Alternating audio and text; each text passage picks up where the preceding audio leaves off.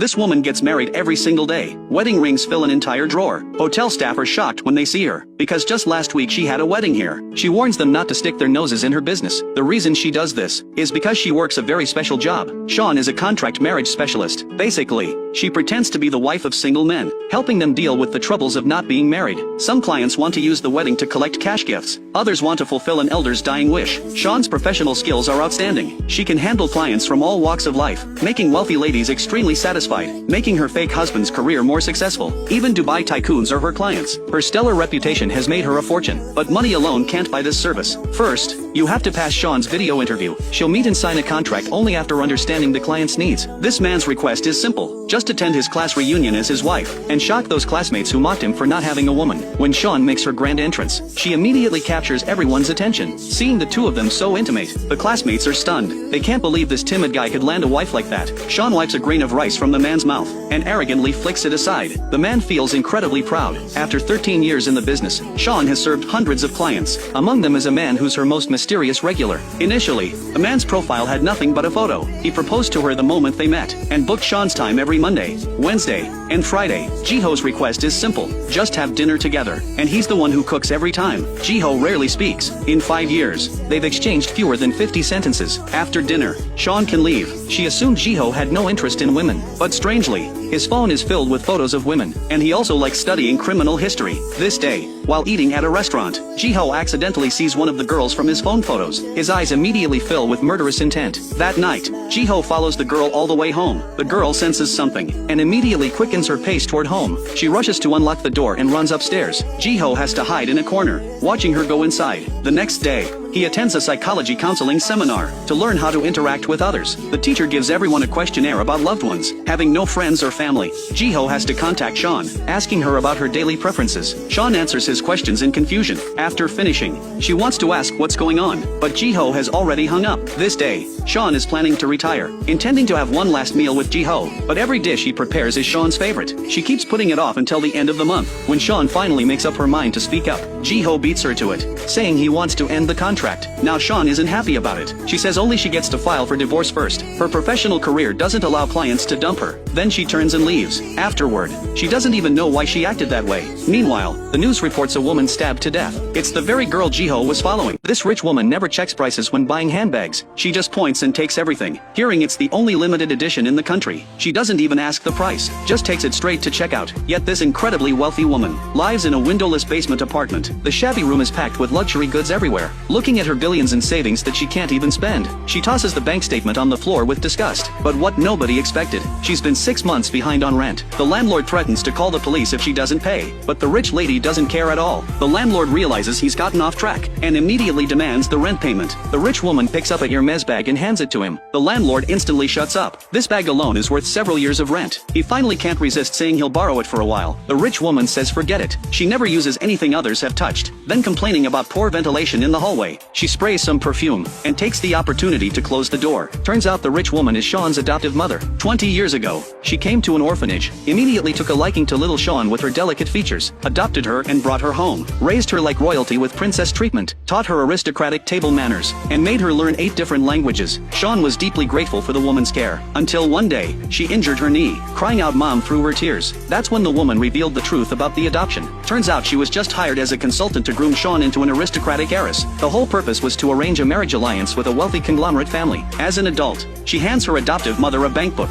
saying she'll send money every month to repay her for raising her. 30 million won every month for 13 years straight, until this day when the adoptive mother finds Sean, telling her not to transfer money anymore. Having cleared her debt, Sean plans to end her contract with Jiho early, but unexpectedly, Jiho brings it up first. This triggers the woman's competitive streak, right then and there, citing the contract. She says she'll fulfill her remaining 27 days as his wife, but Sean's gay best friend says, maybe she's fallen for the guy, otherwise why would she look so miserable? Thinking he might be a romantic man, Sean recalls when they once washed dishes together. Their physical closeness created an intimate atmosphere. Just when she thought something might happen, the romance-clueless Jiho just said there were still dirty dishes to wash. Another time, Sean had a cast on her hand. At dinner, she couldn't pick up the spoon. She thought Jiho stood up to feed her. Instead, he pulled out 3 straws. She was so annoyed she almost got full from anger alone. She still remembers it vividly to this day. This woman gets divorced once every single month, and every time she admits it's her fault. She willingly gives up any property settlement after the divorce. The judge who's handled over a dozen of her divorces finds this really strange, until one day he tracks down this woman. That's when he discovers her job as being a contract wife. And just like that,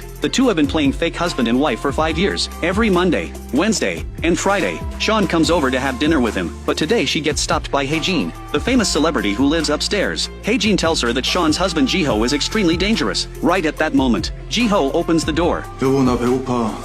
들어와, 밥 먹자. Hearing herself called husband, Sean feels a little flutter of happiness. Seeing Hae-jin holding onto his wife, Ji-ho's face turns dark, snapping back to reality. Sean quickly pulls away. Hae-jin demands to know who Ji-ho really is, and mentions his weird behavior on the fire escape last night, suspecting Ji-ho might be the killer from the recent murder case. After hearing this, Sean gets a bit scared too. Turns out Ji-ho had been following a woman earlier. That woman was going through a messy divorce with her husband. Ji-ho noticed bruises on the woman's body, suspecting she was a victim of domestic violence. That's why he was holding a knife simulating a crime scene. After hearing this explanation, Sean instantly looks at him with total admiration. Hae-jin then questions Sean about why she always leaves in the middle of the night, coming back every couple of days only to leave again. Sean's about to explain the whole contract marriage thing, but Ji-ho suddenly pulls her into his arms. For the first time, Sean experiences what it feels like to have a man protect his wife. She's still basking in the joy of being cared for, when Ji-ho suddenly snaps out of it and pushes her away, leaving Sean completely speechless. This is their last dinner together. Ji-ho asks what her plans are for the future. Sean says she wants to experience real romantic love. Even though she's been married plenty of times, she's never actually been in love before. Time flies by quickly. When they say goodbye, both feel a bit reluctant to part. As Sean drives away, someone's secretly photographing her from a distance. The next day, Sean calls up her gay best friend to go shopping, but halfway there, they run into one of her former clients. The man thinks she's working. To avoid any trouble, Sean makes it clear that they're a couple, quickly getting rid of him before he can keep bothering them. Little does she know the man's eyes turn vicious. That evening, Sean goes downstairs to Ji-ho's place. Just as she's about to give him the divorce papers, a man wearing a helmet blocks her path. She sees him pull out a machete,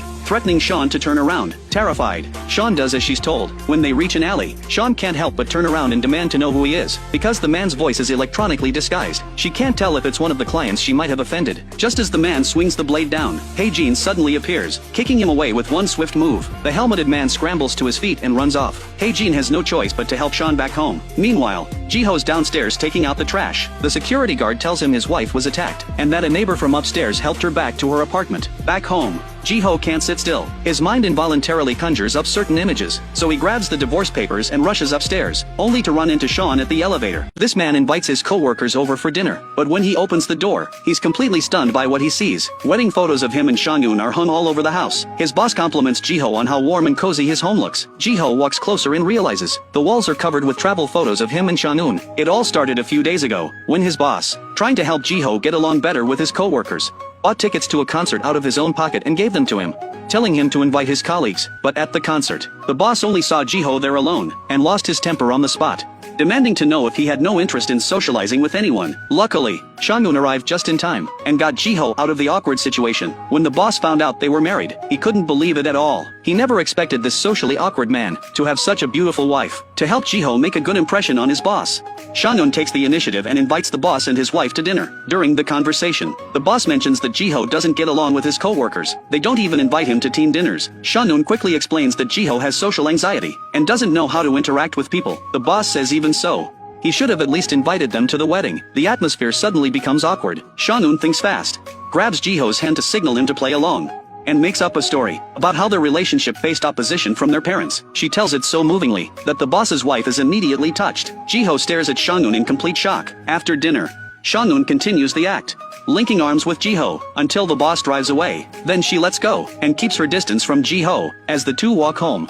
suddenly a delivery rider loses control and heads straight for Sang-eun. Sang-eun flashes back to that night when she was attacked by someone wearing a helmet. Ji-ho instinctively steps in front of Sang-eun, trying to protect her from getting hurt. Fortunately, the rider swerves just in time. This gesture really moves Sang-eun. Using the excuse of finding the person in the helmet, Ji-ho suggests extending their fake marriage agreement. Turns out he discovered through surveillance footage that the person is a stalker, whose actual target is Hae-jin. He attacked Sang-eun probably because he misunderstood their relationship. Sure enough, that night, Hae-jin, who's attending an event, spots the helmeted man hiding in a corner. The next day, reporters swarm the entrance to his apartment building. It turns out there's been an online leak claiming he's gay. His wealthy father tells him to move back home, and arranges a business marriage for him. His father says that acting and doing commercials, all that showing off in public, is completely embarrassing to the family. That evening, Hae-jin tells his mother he won't agree to the arranged marriage. Just then, he sees Sang-eun walking by. Hae-jin walks up to her, says he's sorry, puts sunglasses on her, covers her face with a scarf, and pulls her in front of the reporters,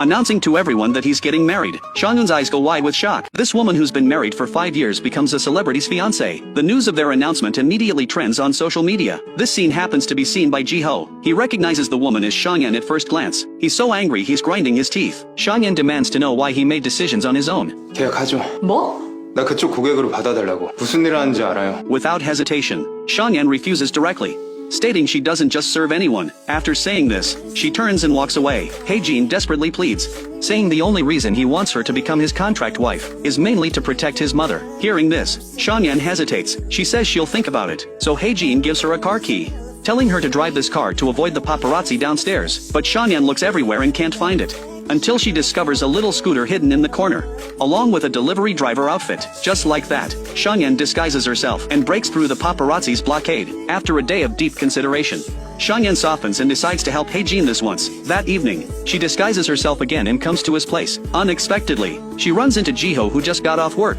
Feeling guilty, she hides in a corner. Ji-ho spots her acting suspiciously through a reflection.